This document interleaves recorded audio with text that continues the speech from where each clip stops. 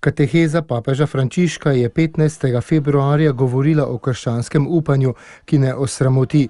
Sveti oče je zbrane na splošni audienci, ki je potekala v Vatikanski dvorani Pavla VI., spodbudil naj ohranjajo gotovost, da jih Bog ljubi.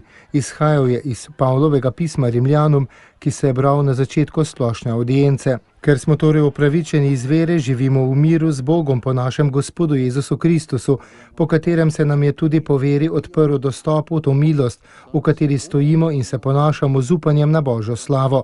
Pa ne samo to, ampak se celo ponašamo s stiskami, saj vemo, da stiska rodi potrpljenje, potrpljenje preizkušenost, preizkušenost upanje.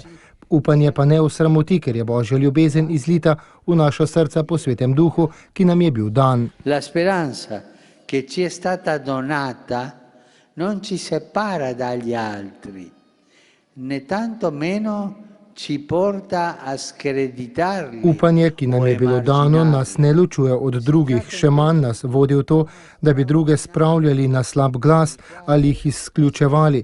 Gre za izjemen dar, po katerem smo poklicani, da postanemo kanali za vse s ponižnostjo in preprostostjo.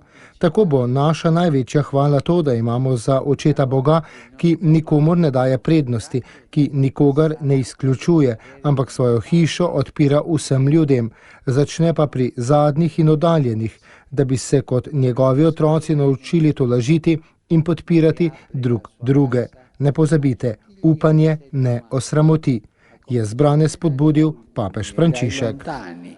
Perché come suoi figli impariamo a consolarci e a sostenerci gli uni agli altri.